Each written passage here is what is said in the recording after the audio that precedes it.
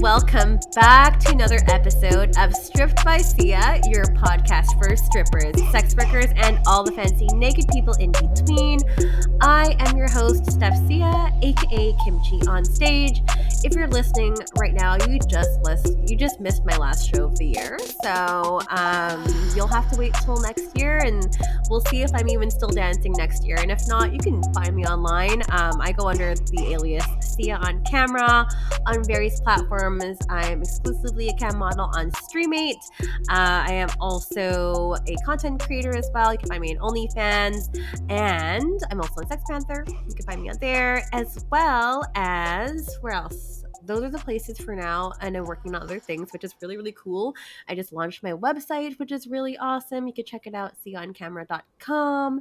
And I have been in the sex industry for over a decade now, starting off as a sugar baby many moons ago when I didn't know shit about the industry, and that was a very humbling time. So, and then, of course, going into stripping, online content creation, fetish work, and we are here now. And if you were just tuning in for the first time, this show is all about destigmatizing sex work. So I do that by bringing different guests on from different corners of the industry to talk about their corner of where they are. So anyone from, cam models, we have on-screen talent, we have organizations that help benefit sex workers, we have the founders of like your favorite platforms, all of the things. And that's just to really get a really transparent approach in terms of the work that we do, because a lot of the times our work is like really not understood. People make assumptions. People honestly don't know what the heck they're talking about unless they're actually in it. So that is where the education piece comes in, and also to help humanize the work too, because at the end of the day, honestly, it's just a job. A fun job, I will say that most of the time. um, so I know a lot of people are listening to this as like a resource if they need help with getting their feet wet, if they are looking to do research about getting into the industry but want to do so responsibly and not make all the mistakes that I did when I first entered the industry a long time ago. So that's that. And if you're looking for a bit more information as well, and for some cool extra bonus episodes, you can find that on my Patreon. It's patreon.com/strippedbysia. I have my guest lectures there at like not random, but like specific universities here in Canada and the States that I guest lecture at every semester. I also have what else do I have on there? I have had a couple speeches that I did at some galas that I did in November. What else? I'm working on a couple things by the time this is being released. Oh, I cannot mention that part yet, but I'm working on something which I can announce in the new year. So lots of really cool things up on there. You can get all the video exclusive content there before anyone else. You get full video access to all of the episodes, which is not available anywhere. And it's a really cool, fun community of like-minded people. So go check it out. It's patreon.com/strippedbysia. And I just want to say hi to the top people that are on there right now. We have our newest member, Ruby from Ruby Entertainment. You are here in Victoria, BC. We love our fellow Canadians here. We've got Reina all the way from Sweden, which I think is very, very cool. Snoo all the way from Germany. We've got Dan from Red Door Products, based in Seattle. McKenna King, also in Edmonton, Alberta. We've got Bia York, fellow creator, also had an episode here as well, based in Seattle. Eric Arajo and Geyser. I still don't know where you're from, and that's totally cool. But thank you guys for contributing and just being on the top tier. You get more perks over there as well if you do that. So go check it out. I already set the link, patreon.com/strippedbysia, and those links are in the show notes below. So today, I'm really excited to bring on our guest. You may or may not have heard of her. I mean, she has over 8 million subscribers and fans collectively over all of her social media platforms. Um, she's an influencer, model, content creator, has a huge following on TikTok, Instagram, X, we've got Twitch. She's also the host of the Hotter Ones podcast, which is exclusively on Patreon. We've got fellow TikToker here, Ashley Matheson, joining us on today. I am so excited to have her on. We're going to be talking all about content creation, TikTok, virality, and all of the responsibilities and things that come along with having a hugely successful platform. So we're going to be talking to her about all of the things, but she is waiting patiently because she is a lovely podcaster herself and she knows to put that shit on mute. So please welcome to the show, Ashley Matheson. Hey everyone! I'm so happy to be here right now. Thank you for allowing me to come on and talk my shit. I feel like asking questions gets a little repetitive, a little boring. I got some stuff to add to the conversation, and I'm happy you're giving me that platform. So Yes, the super happy tables have to be here. turned. So Yeah. excited for you to be here as well. And you've had such a really big online presence almost since like day one. And that started off like maybe 5 years ago. But, maybe we'll rewind it back a little bit. First of all, that's all the things I found out about you online. Of course, we're going to go into more things, but I always love to give the opportunity to all of my guests to kind of describe themselves in their own words and terms and how they see themselves. So feel free to go ahead, Miss Matheson. Yeah, for sure. Oh my goodness. I have 4 cats that I should probably get out of this room because they're not having fun with each other right now. No. So I That's as well, amazing. I'm from Canada. I grew up in Ottawa, a very small town called Stittsville, and I grew up very normal. I went to a Catholic high school.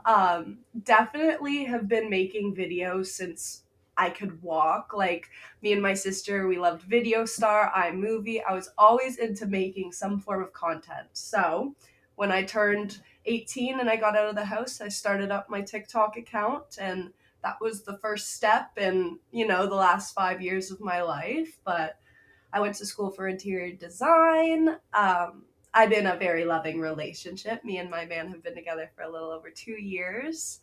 And I am pretty normal. I do my job. I work throughout the days. I like to hang out with my friends on the weekend. I keep a pretty consistent schedule, but there's nothing too out of the ordinary about what I do. So I'm excited to get into that and let you guys know that if you do want to be a sex worker, it doesn't necessarily need to be this crazy life altering changing thing. You go about it in your own way, and I'm excited to get into that. Hells yeah. And we are certainly going to get into all the things. So let's start at the beginning. You were kind of like touching point here a little bit in terms of like, I've always kind of been making contact and it's always been in my blood and stuff. And then like you launched in 2019 with your TikTok and stuff too. Tell us about that time. Because I mean, as you know, 2019 is right before shit hit the fan. Yeah. But like, yeah, tell us the whole story. I mean, so growing up, again, I loved making videos and on all of the platforms. Snapchat was my favorite thing. I would record so many videos. My friends used to always be like, "Why are you recording everything? That's so annoying." Like, You were but that I friend. knew. Yes, I knew. Anytime we were telling this story, I'd always be like, "I have a video from that night." So it was just something I was really passionate about. I loved capturing moments. I have horrible Mhm. memory, so I think that added to the fact that I love to look back and be like, "Oh, that's what happened." But when I was in high school, uh, TikTok had just turned from Musically to TikTok, and it was like a new platform. But I had Musically on my phone, and one day I look at the app and it says TikTok, and I was like, "I didn't download this. What's this?" Long Yeah. story short, I went on the platform. I did a couple swipes through, and I was like, "Oh my gosh, these videos look so fun." At the time, it was a very big dancing platform. I Mhm. had zero dancing skill. I played hockey and softball growing up, so So I'm Canadian. yes, very Canadian. I'm definitely coordinated, but not with rhythm, not with rhythm at all. So, me and my friends, we would just make these little dance videos, and going from high school into college, that summer was the year where I think every single day I would post at least 2 TikToks, not with any intentions of blowing up. Was genuinely having so much fun dancing with my friends, making these fun videos. And then I'm gonna say in August of 2019, I had my first video get 100,000 views, and it So was like, sickening. oh my gosh, this is the craziest thing ever. I feel so famous. And that definitely gave me a boost of serotonin. That was the beginning of my social media addiction. You know what I mean, though? So once one video did well, my brain was like, we need to make another one do well. And being consistent, posting, I'm saying 2 to 3 times, is probably more like 5 to 6 times a day. Wow. Yeah, definitely built me up a small following going into college. And then once I was in college and the pandemic hit, I had an excuse to never leave my room, get ready, and make my little TikTok videos. I don't think if COVID ever caused a lockdown, I would ever have created as much content as I did, which led Mm-hmm. me to the platform that I have now. Mm-hmm. At the time, it really was an excuse to do something, right? We were all locked inside our houses. We couldn't hang out with friends. The only thing to do really was go on your phone. So for that part of the pandemic, I'm very grateful for that. It brought me. I don't think without it, I wouldn't have dedicated as much time as I ended up dedicating. But Mm-hmm. yeah, by the end of 2020, I posted my infamous tripod video, Right. which, made my platform in the span of a month go from having 500,000 followers to 6 million. And since Crazy. then, thankfully, people have given me a little bit of their time and they've watched me. And I've been able to build up all my other platforms and get to where I am today. Amazing. I love a story of like, I built this from scratch and I like honestly didn't really know what the hell I was doing. And like here we It are was an now. accident. It was an accident. It was the happiest accident ever. That's Yeah. so fun. I mean, like going back to like that original content, you were like back in the OG days of TikTok, which is really, really cool. But like, did you ever feel vulnerable posting yourself online? Especially like you consider yourself, I'm not a dancer. And there are a lot of Yeah. professionally trained people on that platform. So it's like, did you ever feel like stupid or like silly just like posting it online? You're just like, whatever, who cares? Like, no one's going to see Yeah. this. So at first I was on the platform with my full name as my username, which is Ashley Matheson. This was before Smashly ever came into play. But when people started noticing me when I was in college or when I would go out in public, that's when I was like, oh, I don't like this is embarrassing. I wish I didn't put myself out there. But I ended up changing my name. And once there was no direct attachment with Ashley Matheson, and I was at the time. You're gonna laugh when I say this. My username was Pee Pee Poo Poo Gangnam Style. Amazing. Don't know where that one came from, but that was when I started to separate myself from the content creator and from my everyday life, and that was when things got easier to deal with. Obviously, putting your body out there, dancing. I'd dance in leggings and a tight shirt. There were a lot of comments about the way I look and people's opinions Mm-hmm. on that, which definitely was something that was difficult to manage. That being said, though, from the age of 14, I was a model, like a commercial model. I would do photo shoots and all that stuff. So I also was very used to having people comment on my body. So Right. in some ways, yes. In other ways, no. Like I feel like it's very important to separate yourself from the content and know that you are a Mm-hmm. person outside of it. And what people say about a specific 15-second video does not determine who you are. Absolutely. And that's a really, really healthy outlook of looking at it because, especially because you had all this modeling experience when you were younger, a lot of this advice I feel can also draw a parallel with, us when it comes to being in sex work, having that alias, having that separation between the two because people are nasty. People don't have lives on the internet, unfortunately. And there's a lot of like online trolls and people just don't have lives and just want to comment and say nasty things. I mean, starting off with like when you were in your modeling days, did you ever have anyone that was like kind of nasty to you and attacking your body, and how did you deal with it at that young age because you're so vulnerable at that stage? Take us Yeah. back to that time.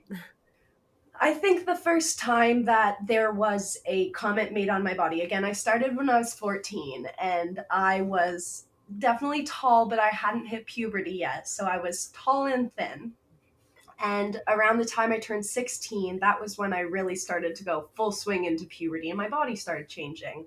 And thank God my boobs were the first thing that came in. You know what I mean? Like they inflated before the rest of my body could catch up. So I had one of my male agents Oh pull me no. aside one day and he was like, "We need to do something about your chest." And I was like, Like, what are we supposed to "What can I do? do about this? Like, I can't control this. I'm not eating any differently. I'm not working out." And he was like, "Either you need to get a breast reduction or you need to do a specific diet or something to make you lose weight in your boobs." Oh my And I gosh. I was like, "Oh my God, this is so weird." First of all, at age 16, when you have a pair of boobs come in, the last thing you want to do is get rid of them. You're so excited about it, right? You're like, Yeah. "Finally, I'm a woman." The girls have Um, arrived. yeah, so I walked out of that room very like, I don't feel like I need to change my boobs. It also Mhm. came from a man, so that was very Mhm. like, you don't even know what you're talking about. I need to go on a diet or work out. I can't change these. These have a mind of their own. Totally. But I think no matter what people told me, I was very blessed to be raised with a lot of confidence. My parents were always super reassuring and they would always, give me words of affirmation and made me feel like the best version of myself. So taking everything with a grain of salt has been kind of like my life motto. Like you could Mhm. say anything and everything about me and it kind of goes over my head because internally I've always felt very secure. And I feel like even if you're faking that security, it's better than giving into, your insecurities. Totally. And is that something that Mm-hmm. you're still going by right now too? I mean, because like Oh, obviously, like sometimes 100. there's yeah, yeah. That's good to hear. Yes. If anything, with this job, I've gotten even better at that because Mhm. I'm so in tune with who I am as a person and my values and my morals and what I have to bring to the table besides what I portray on the internet. That if you want to talk about what I portray on the internet in a negative way, I know who I am and that person on the internet is not me. Have at her.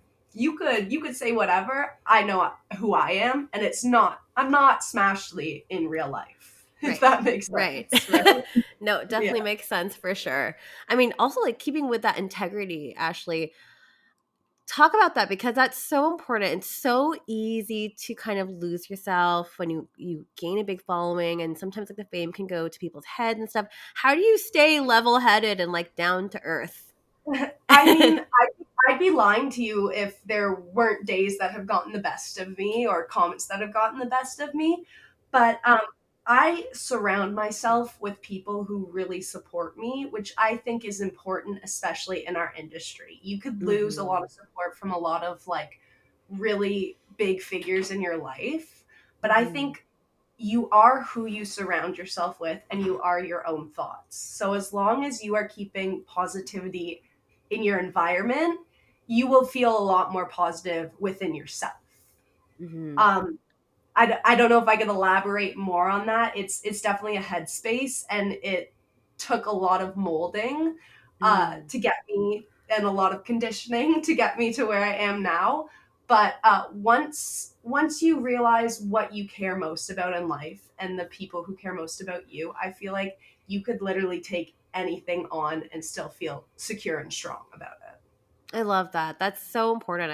I live very similarly. It really is like who you surround yourself with because those people are also going to inspire you, help Mhm. you grow as a person, both Yeah. professionally and personally. It's so important to have that around you. We talk on the show too, talking about like having a good support network.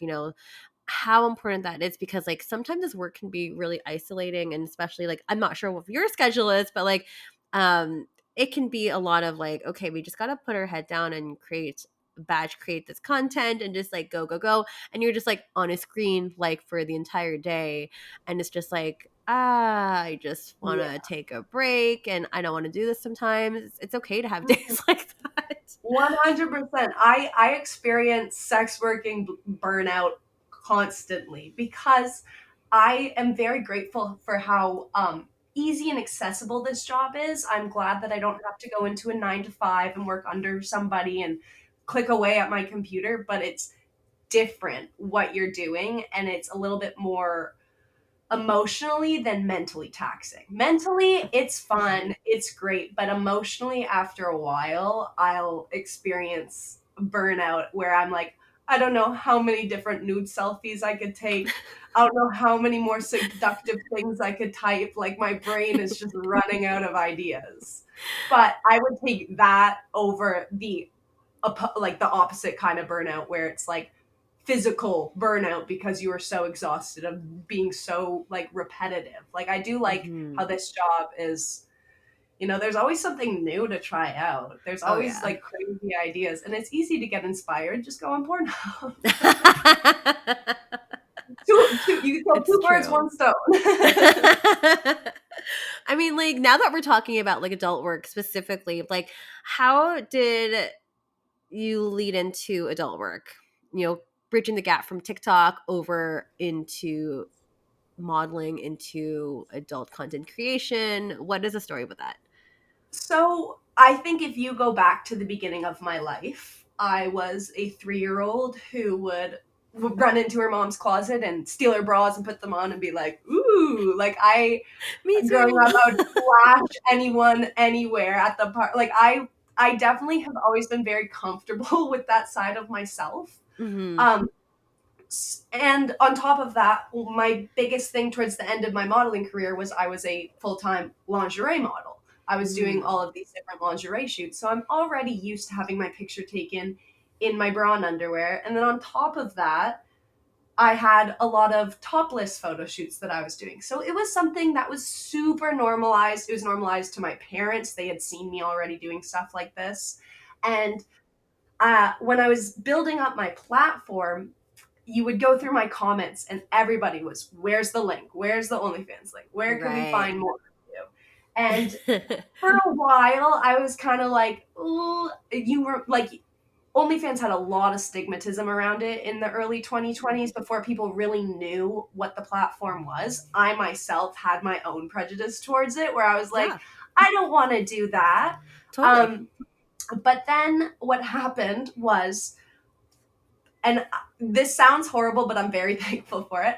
My nudes from when I was in high school got leaked when I started No. having traction. They got leaked on Oh, Reddit, oh, which when it the happened, fucking I was bolt. like, oh my gosh. But it also was kind of a wake up call for me where I was like, if I start the OnlyFans up, I already have all these people who are going, like, I'm pretty sure my Reddit page had over 900,000 people subscribe to it or Perfect. It's follow already it. set up. Yes, so it was very like all of the stones fell in front of me on this beautiful path, and all I did was kind of walk along and follow along. So, I wouldn't say that I chose to do OnlyFans as much as OnlyFans chose to do Chose you. me. Like, and I remember the first night my life changed. We were on it. My light's gonna keep going off. I'll leave It's it. okay. We were at VidCon at the time. I started up my account at 6 p.m. and by 12 p.m. that night, I was so blown away with how many people had subscribed to me and how much income I was able to make in the first Hmm. 12 6 hours. hours. Yeah, that's Literally crazy. 6 hours. Like, it was really crazy. And I had full support from my parents. That's I had full amazing. support from all my family. They always were like, oh, nobody thought you were going to have a normal job. Nobody thought you were going to be a doctor. So we'll take this. You're still making a great salary.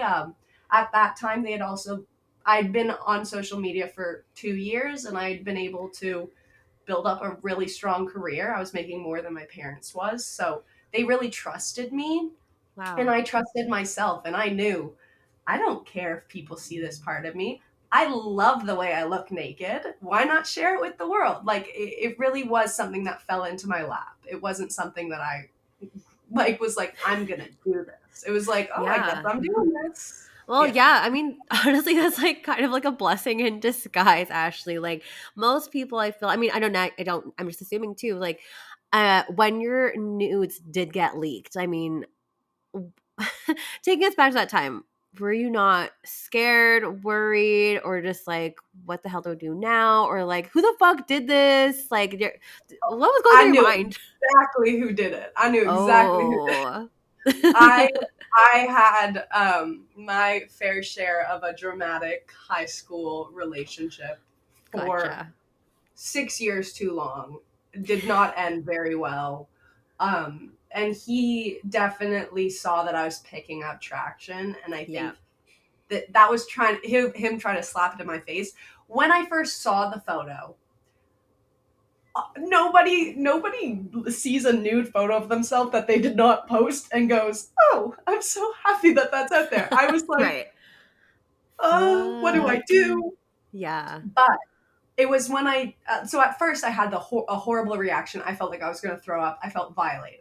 Yeah. I opened up the thread to see the comments on it, and then I started to be like, okay, no no one's complaining here. Everyone's really happy about this. And I changed my perspective. Instead of being like, oh my gosh, and to this day, I was a victim in this, but to Yeah, change my absolutely. perspective out of that victim complex and just be like, okay, where's this taking me next? Hmm. Obviously, it's a life lesson. I remember how many times my mother would tell me, do not send nudes. Right? It's going to come back to bite you. Once I got out of high school, I was like, oh, it never bit me.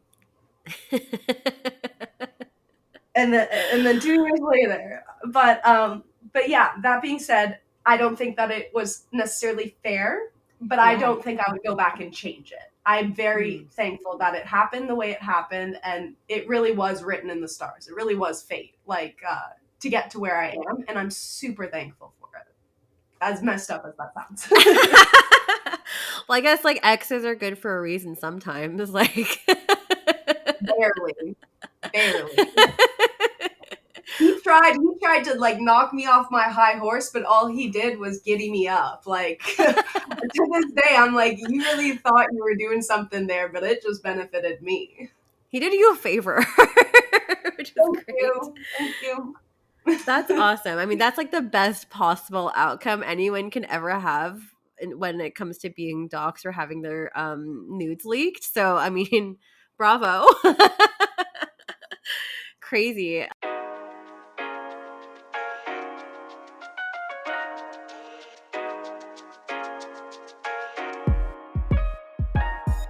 Hey everyone, it's Carly David. I'm the founder of PS Group. We're the creative marketing agency for sex workers by sex workers. We get it. Things are changing fast. Standing out in this industry is tougher than ever. But whether you need a killer website, eye-catching graphics, merch design, pro-level video editing, we got your back. Our fees are totally project-based too. We never work on percentages or commission. Visit us at sexworkmarketing.com, say hello, let's start a conversation, see how we can navigate these changes together.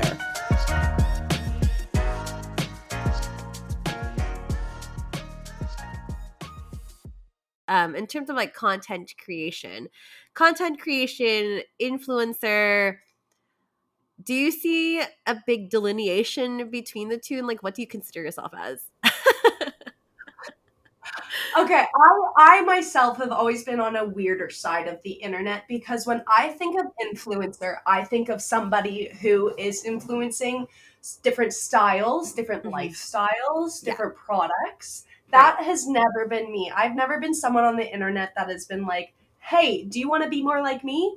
Get this. Right. I have always been more of a personality, I would say, over influencing. Mhm. TikTok has changed a lot in the last 2 years where you used to be able to get away with posting a thirst trap and that could be your entire thing. Um, Yeah. Now it's so oversaturated and there's so many new creators that come in every 6 months.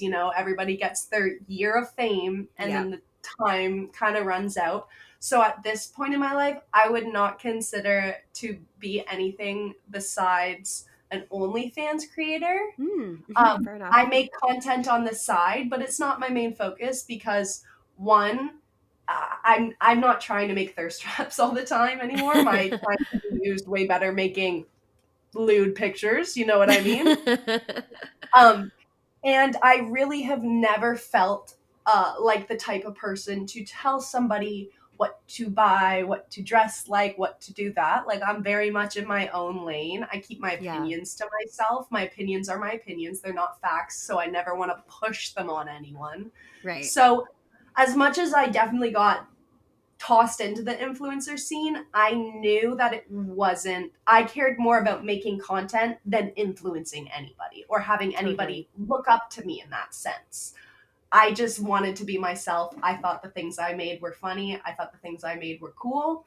And that was really like the whole gist of it. It was never about trying to get myself into a place where people looked up to me, because I myself Mm-hmm. on the internet have never seen an influencer and been like, I look up to them. I know the reality of it. I know Mm-hmm. that half of the time what they're saying, they're only saying it because they're getting paid.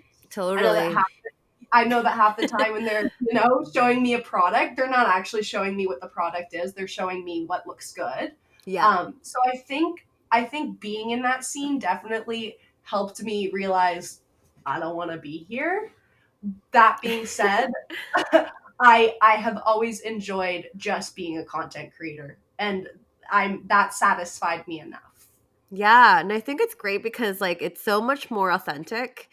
Um like I've seen like your TikTok and it's hilarious. Like first of all, you have an amazing facial expressions. Like how do you even make your face like I mean, as of right now, my Botox is definitely as I get older and I get Botox, I'm lacking that. But again, modeling definitely helped me be really comfortable with making weird faces and different true? stuff like that. At the exact same time, the women in my family, we are known for, we wear our emotions on our face. We can't hide anything from you. If I'm disgusted by you, I'm gonna look at you and be like, and I won't be able to like hide it. But now that I'm getting older, I have gotten Botox, and when I try to do, this is the most my eyebrows move. It's So, great. so that's why if you haven't seen me posting as much expressive stuff anymore, it's because I physically cannot. But yeah, no, that was a big thing. I used to be a lot more comfortable making my silly faces. Now, when I They're look back on them, fun. I'm like, oh my god. I didn't know what the Ahiego face was until I started doing OnlyFans, and that was what I Mhm. built most of my TikTok career Oh off my of. So god. that was a very like, oh, definitely should have been doing that. That wasn't, you should look into things before you make them your whole TikTok Oh my personality. god. I'm so glad you said that because I like saw that. I was like, is she aware like as an Asian person, I'm like, is she aware that Ahigao was like so No, bad? no. And that's what I built my entire career off of, doing that face. And now I'll cross my eyes, I'll stick out my tongue, but never together. Good, good. I'm so glad about that because like some people like really build a Yeah, lot on there's so many creators like that and I'm just like cringe, cringe, cringe. Like yeah. I've had some girls where I've been like, "Do you know what you're doing?" I didn't know what I was doing either. We should not yeah. do that. Yeah, I mean, like going on that topic because, like, obviously TikTok is based on like what's trending, what is trendy, and everyone's kind of copying each other, and just like a lot of stuff like that. I mean, first of all, one, how do you even keep up with that? And two, do you want to keep up with the trends all the time just because it's a viral thing, or like what's more important to you in terms of like making content that think is fun, that is like more you versus then following the crowd? So I think that you could experience a nice balance of the two, of making your own original content while keeping up on trends. I would say when I was most involved with keeping on top of trends, I was averaging about 12 hours of screen time a day. Um, Holy crap. yeah, yeah. Wow. So I remember my like friend, my dorm mate in college would be like, "You're on your phone a lot," and I'd be like, "I'm working. I'm looking for Yeah. the one specific video that is." I'm going to recreate. So a lot of it is unoriginality and just trying to stay on the bandwagon. That being said, though, I think the best route to take when it comes to that, and what has worked in my experience the best, has been putting your own twists on what's trending. Mm-hmm. So again, at the time, I don't do this anymore, but at the time, I would find trends that were like some sort of thirst trap, some sort of like making noises with facial expressions, and I would always add in my cross-eyed tongue out. Mm-hmm. I don't do that anymore, but that was like my one little special thing. That was like, if you were seeing Smashley do a trend, she would do the trend and you knew that you were going to get that facial expression out of me. Right. Once I realized what that was, I did kind of take a break on TikTok. One, because it was really hard to look back at all my videos and not be like, Cringe. yes, What did they like do? I could scroll down to about the beginning of 2023, and after that, it will send me into a spiral. Like, I will be like, no, I don't want to watch that. I don't care. Whatever. But once I had that part, once I got educated on that part, I really was like, damn, what is my thing gonna be? Yeah. And it took me a while to realize what my thing was gonna be. And I replaced it, and this is the dumbest thing. Anybody who's doing social media, never do this. I replaced it by having one of my thing being in a relationship with somebody. Yeah, that's a big thing At too. the time, if you were to search my name up on TikTok, it was always correlated with that person. When we broke up, I was lost on the platform. I no longer had my cross-eyed thing. I no longer had my relationship thing, and I didn't know what to do with myself. And that was about 2 years ago. And these last 2 years, I've really stepped back because I don't want to take content ideas from other people. I have a spam account that I post so much on where I have fun. But Yeah. because I have that large platform on my other account, I am very cautious with what I am posting now. Smart. You know what I mean? So I probably post on it like 5 or 6 times a year now. Like, it's limited now, because that's also not my only thing anymore. That's not what's serving me. It's not making me income.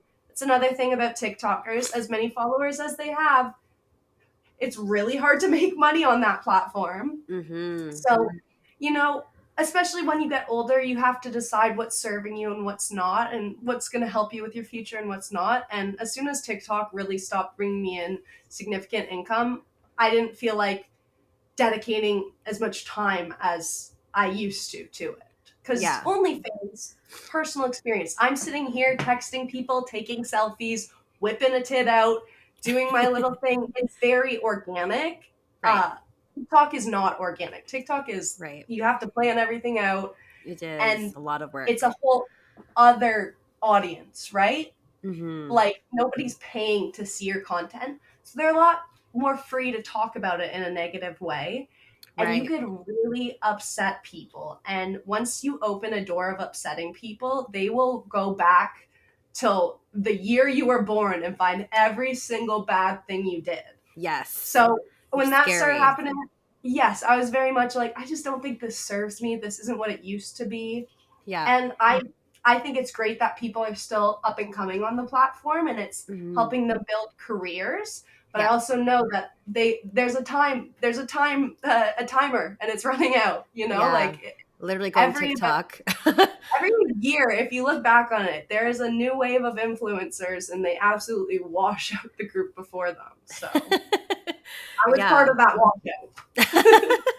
I mean, it was a good stepping stone, and I mean, like as you mentioned, like it's changed a lot too, because like obviously they have become a lot stricter nowadays. I know a lot of people are really curious because people are trying to, diversify, trying to get more people to convert from TikTok, more people to convert from Reddit, more people to convert from X or wherever.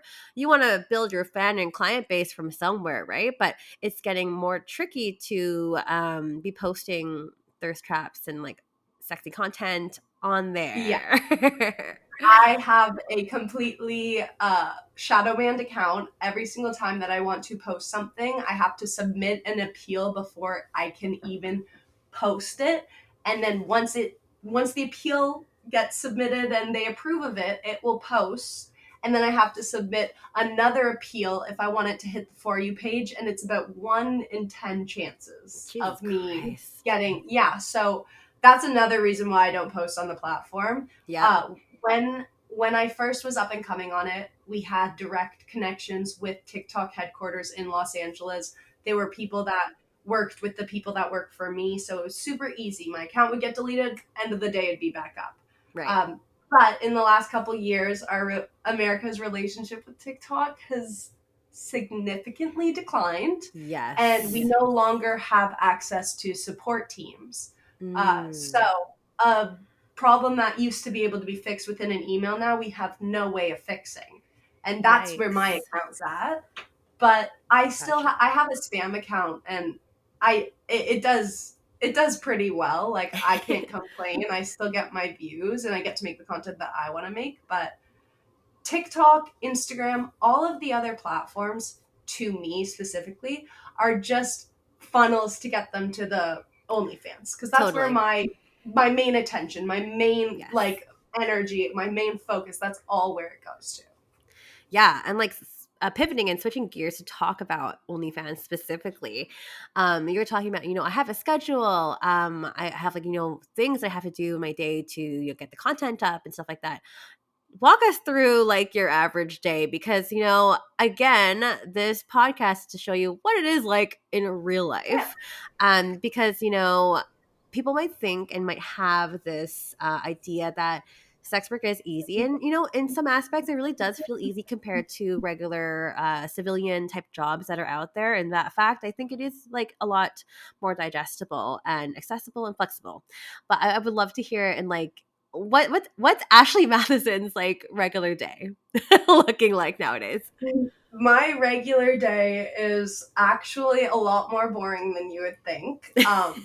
Every day of the week is different, but I make sure that I'm working Monday through Friday, and then Saturday and Sunday, I like to take those days off. I like Hells to be yeah. myself, not worry. It's always a mental reset, a physical reset, but my schedule is pretty like down to a T. So Mondays, those are my days that I am dedicating to sending out new, or not sending out, queuing up all of my wall feed posts for the day or for the week. I get all of my voice memos for the week filmed. I get all of my little like girlfriend videos. Those are all filmed. Tuesdays, those are all about getting my tiered set. So my, slowly stripping down, getting my little 2-minute long videos. Wednesdays, I like to focus on promotion content, so content that I could post on my Instagram stories, on my Twitter feed, Snapchat, stuff like that. Thursdays are my regroup days with my entire team. Because I did social media before, I do have a management who helped me get jobs like, or get stuff like coming on this podcast. They help me go to events. They help me schedule my own podcast. They help with like kind of the behind the scenes stuff. So Thursdays are all about that for me. And then Fridays are all about just making sure that everything is finalized. If I need to take more pictures because all of them have already sold and I need some more content, that's kind of like the refresh day, making sure that I end the week on a high note. But it's every single week is like that. I also have an assistant who comes into work. She helps me with making content. She helps me with commenting on Instagram, responding to people, certain things like that. But it is a lot of sitting down, slowly stripping with my phone here, and I got my computer here, some texting, so all that fun stuff. But I am a very unorganized person if I don't have a schedule. So it has helped me, like, having this schedule, which I don't think is very common for people who do what I do. But if I didn't have this schedule, I wouldn't work. I need to have certain things that I need to check off on that day. Otherwise, they won't get done. If I just have everything up in the air, I'd forget. I'd forget to text people back. I would send out my stuff, and then I would probably go and play video games. But every day is a little bit different, but also kind of the same. It's just making Mhm. sure that I'm getting my content out, right? This isn't a job that I think I'm going to be doing till I'm 50. This is something where I'm like, how quickly can I stop doing it? How quickly can I make the most money out of it so I can Yeah. stop doing it? Not because I don't love it. I really do love this job. I think Yeah. it's perfect for me. It's Yeah. also it's a risk, right? If everybody was comfortable enough to do what we do, Mhm. everyone would do it. But Totally.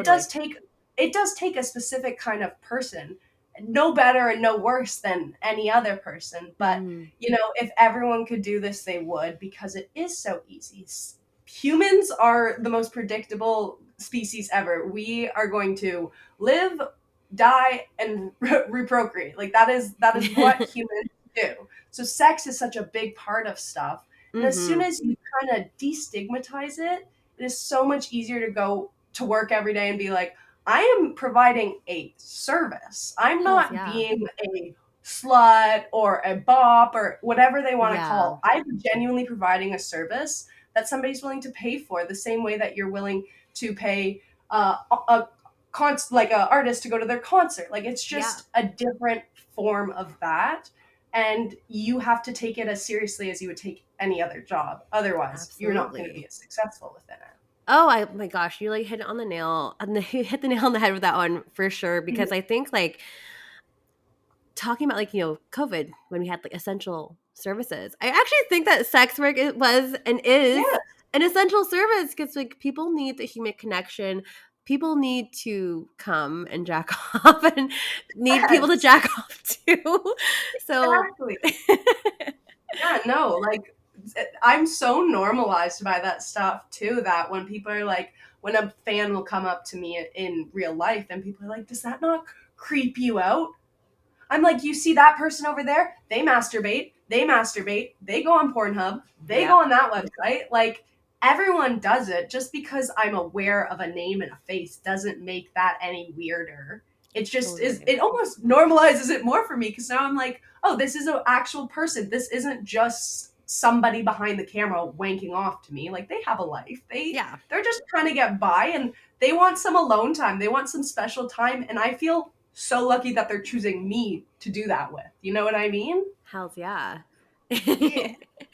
I mean, talking about like, when you first started and you started off with like your real name and stuff like that in the beginning, and pivoting to like Smashly and your other usernames in between.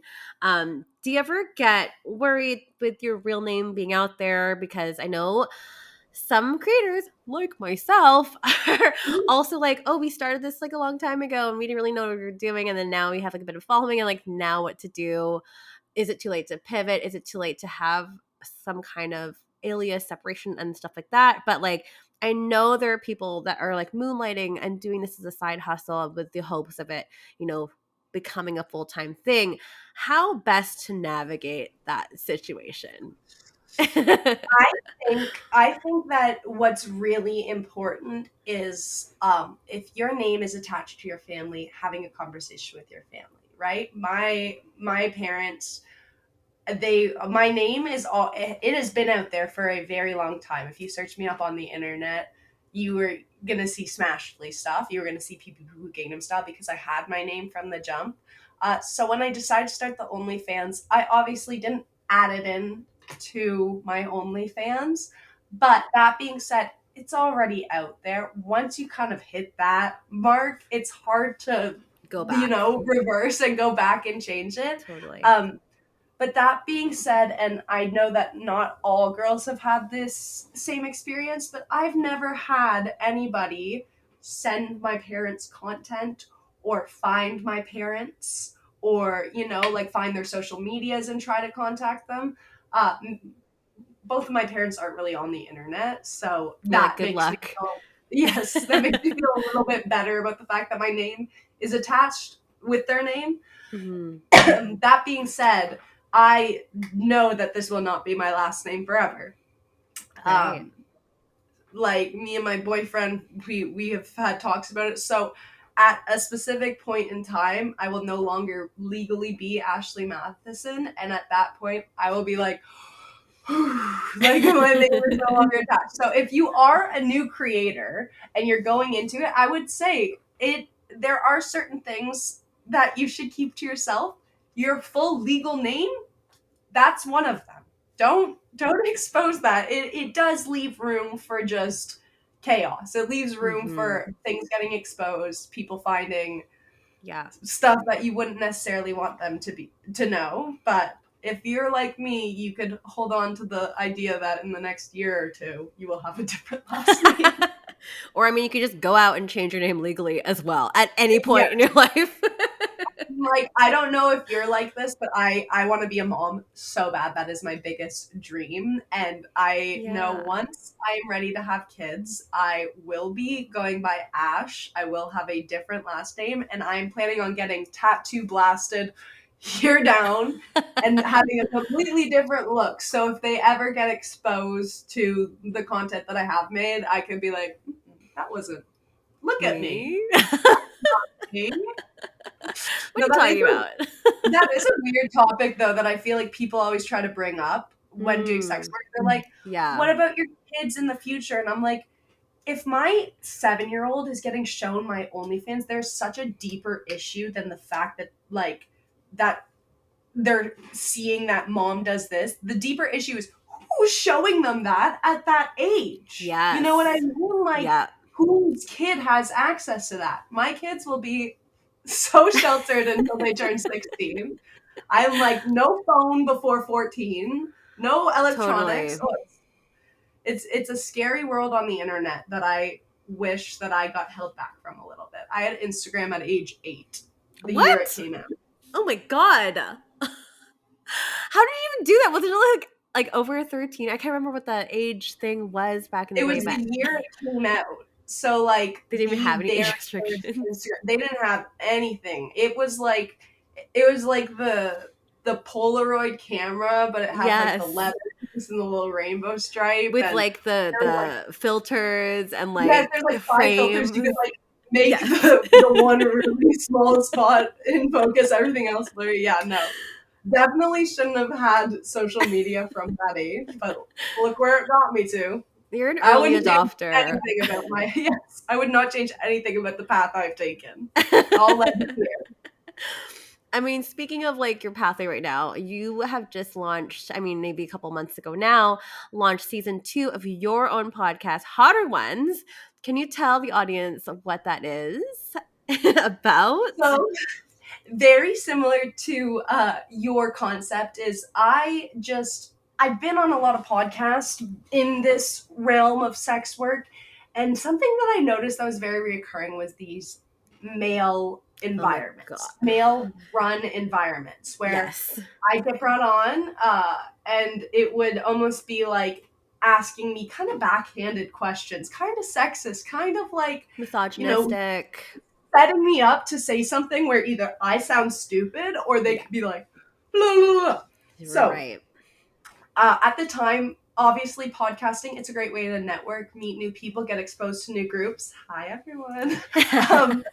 But I wanted to basically have an environment where girls could come in, it be all women, it be all pink, and it be both fun and sexy, and we get to talk about the sexy stuff, but it also be almost so pre-planned to the fact where they're as comfortable as they can be. I would never ever would want somebody to come and collaborate with me or make content with me in any way, shape, or form and walk away feeling uncomfortable, because that's how I've felt a lot. So my podcast is essentially, I have these girls come on, they like to talk about how they got into the industry. They like to talk about the funny and the weird things that they've experienced. We love making fun of men. Yay! If you're into getting talked down to, that's my thing. I'm really good at it. No, but you know, it's not a very serious environment. It's a very comfortable kind of like, you say what you want to say. I like to pre-plan all the questions so they could basically be like, okay, I know exactly how I'm going to, you know, explain this answer, or I'm not comfortable with saying anything about that topic. Let's not talk about it. Like, I really wanted these girls to come on. We get put in a lot of uncomfortable situations being in this, environment. Yes. And I just wanted to kind of be like a good environment for these girls where they could come on and they could show themselves to a new group of people, and people could see how funny they are or how intelligent they are. And there's so much more than a photo of somebody with their butt out or their boobs out, right? Yes. Like that was really the main thing. I wanted people to see how not only hot we are, but how hot our minds are. Like I love everyone that. who comes on really surprises me, because even myself, I have my own prejudices when I see certain girls making certain content and I don't actually hear them speaking, or don't actually like, they don't add anything to a specific topic, but then you get in front of them and you're like, oh yeah, at the end of the day, you're a businesswoman. What you're Yep. doing is a really smart business move. You are taking something that women get sexualized for free every day, and you've been able to make Monetize a living off of it. Totally. You obviously have something to add to the table, and it's really cool. Like every time somebody comes in, I always get surprised. I'm always like, wow, all of these people are so inspiring, and they make me want to be a better sex worker.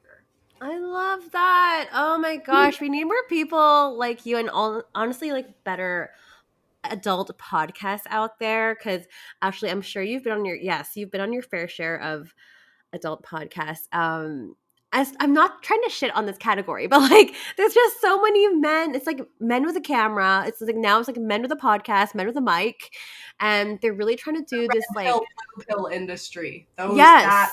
of men. Yeah, and it's honestly so boring to me, because like they're just trying to make, yeah, as you said, make you sound stupid, or like just trying to make some kind of clip go viral, and you saying some like weird thing, like what's your favorite sex position, and like all that kind of, for me it's like fun to a certain extent, but then it's almost the same shit over Yes. and over again. Yes. I could add, I don't know if we name drop on this, but the Whatever podcast. Are you familiar with that? I am So I not. was going to go on that. Oh, okay. Have you Tell ever me a seen, story. it's the panel style podcast where they normally have the Oh, male. no. Yes, I know what you're talking about on Yes, YouTube. you know Yes, I exactly. have seen that.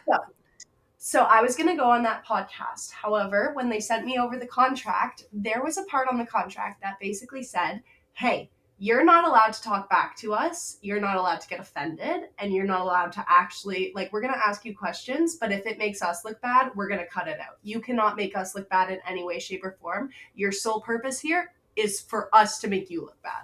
And I was like, Who would agree to that? well, that's I know a the lot of thing. people do, but my I've God. talked to some girls and they're like, you know what? Like, honestly, it gave me so much traction because so many men watched that podcast that they're like, it was kind of worth it.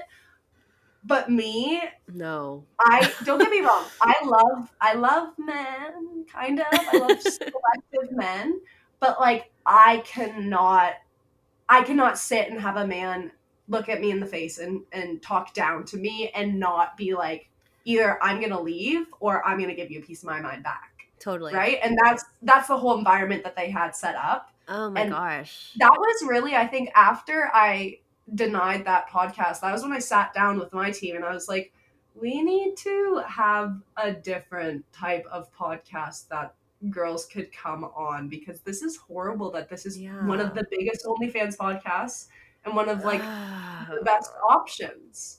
Yeah. Oh my God, that is so cringeworthy. I like personally, I can never, I just don't care like what marketing and stuff that can do for you. It's just like to make you look stupid and just like dumb. Yeah.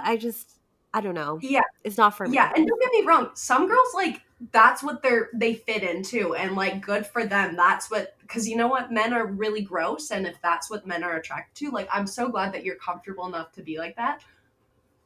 I'm not that bitch. No. You can not get that out of me. Like I will not be like, oh yeah, I'm so ditzy and I don't know stuff. It's like that's like so much harder to do. Yes. But some girls are really good at it and they take it like a grain of salt and they go home in their Ferrari and they're like, life could be worse, whatever. I mean, it's something like I'm fine.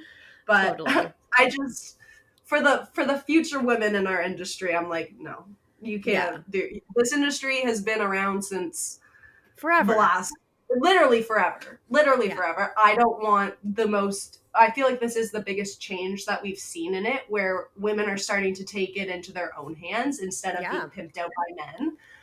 Yes. And I don't want to be the opposite of this great movement that we have been creating with this platform. Yeah, I agree with you because, like, honestly, it feels like we're taking a little bit of a step backwards, and like in so many different ways, we're not going to go into it, but we have taken a lot of steps backwards for feminism, and I'm just like, let's like, can we just do a little better, please, Yes. please? Yes. As women, there's more of us than there are them. We got this. We got this.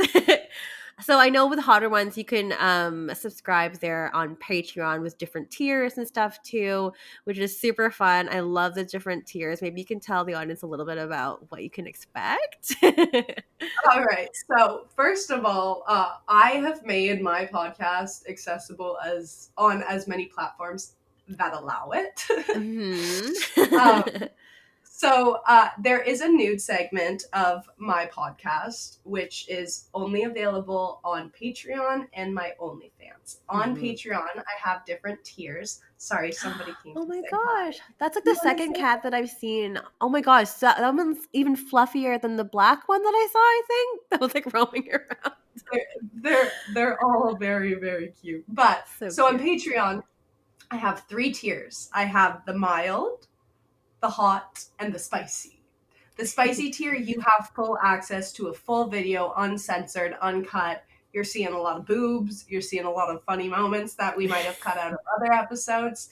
And then the middle tier, that one you could see all of it, but we do have blurs over our boobs because you got to pay for the goods. Of You know, we course. can't get those out. And then if it's something that you want to listen to the whole podcast, but you don't exactly have the budget, we do have a tier available where it's way cheaper and you get full access to the full audio, and you could save it, you could download it, all that fun stuff. Okay, you gotta go, Mister.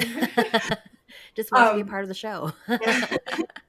But it's available on my OnlyFans. You could ask for any kind of form of the video. We have the audio, we have a censored version, we have a full version, we have a YouTube version you can watch for free. We love doing cut downs on Instagram.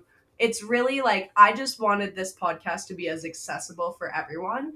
And if you come on my OnlyFans and you're like, I really want to watch this episode, but I don't have the money for it, we work stuff out with you guys. I I want you love guys to that. see this side of me, this side of girls. I'm not a big talker on the internet. This is literally the only time I open my mouth when I'm on a podcast. I really just wanted it to be as available for everyone. And Patreon is really nice because a lot of men don't like to charge their card with OnlyFans stuff, Yes. but they're down for Mhm. Patreon because They sure are. everyone's on Patreon. It's way more normal.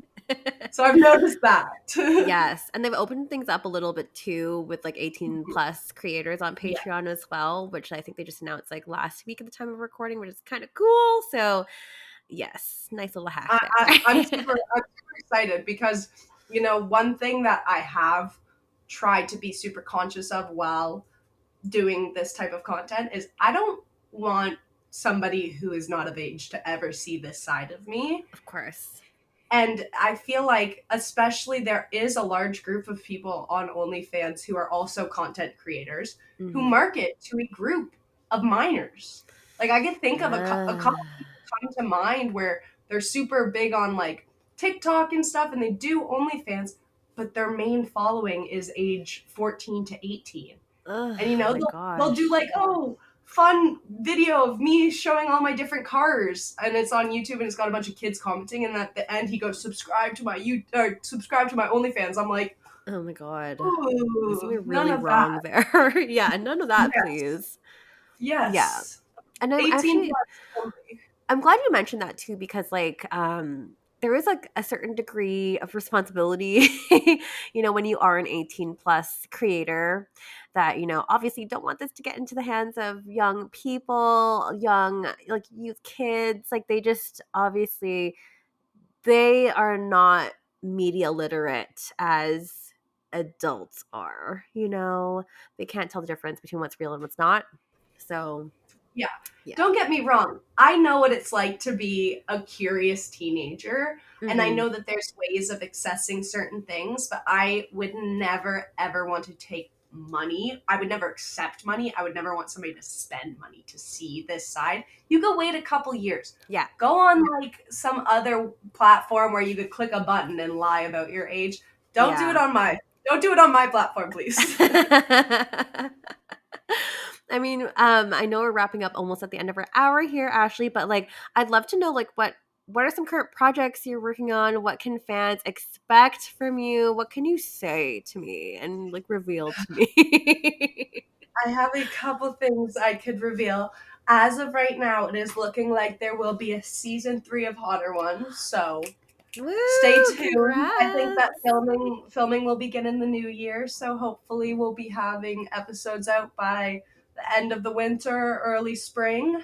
I recently, once this episode has been out, have opened my Hotter Ones store where you could get a bunch of merch. Yay. You could also get posters of me. We're expanding the store at the moment. We're starting off with our first drop this Black Friday, but again, I know that has passed. So if you go to the Hotter Ones Instagram, there will be a link that has info about when our next drop is, when we're planning certain stuff. And then, yeah, I'm just continuing to take pictures of my boobs every single day, so you guys have a never-ending plethora. I love doing that for you guys. And that's about all of my plans. Amazing. Can't think of anything else, but definitely lots of boob pics. Come meet the girls. They don't bite. Come on, say hi. I mean, with that being said, Ashley, where can we all find you? You can plug all the things. All right. I have a bit of a funky username, so I'm going to spell it out for you, but on any platform, if you search SMASHEDELY, you can find me on everything. It's Smashly through and through, and it's pronounced Smashly, not Smashedly or Smashedly. It's Smashly. I'm glad I got that right, because like, to me, that's the only way to pronounce it. Like, oh, I've had some people be like Smashadly, and I'm like, you're like, come on, bro. So close, but so far. Well, we will have all of your links in the show notes below. So if you have not clicked on it already, what are you even waiting for? Click it. Go ahead and follow, become a fan. Listen to her show, Hotter Ones. It's so fun. And if you are wanting to get in touch with myself, it's Stripped by Sia podcast on X. Other way around. Stripped by Sia on X. Stripped by Sia podcast on Instagram, because as you all know, the original one was suspended. Patreon.com/strippedbysia if you want to, contribute financially to the show. You can do that there, get the bonus content. And if you are looking to get on the show, you're welcome to pitch me. It's strippedbysia.com.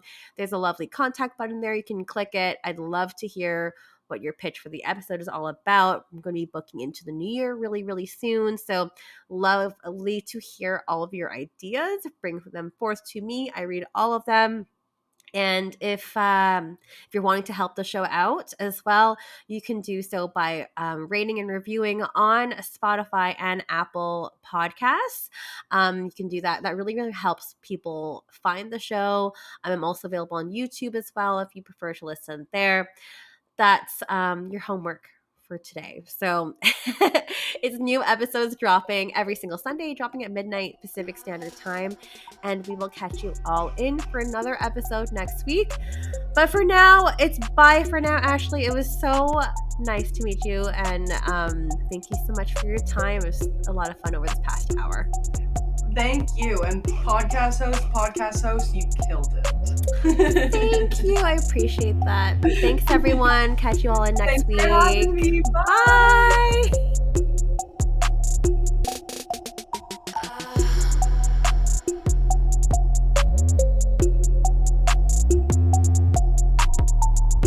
You're listening to Stripped by Sia, hosted, produced, and edited by Steph Sia. Music by Ted D. Graphic design by Maria Bellandarama, and photography by Ian Dabrin.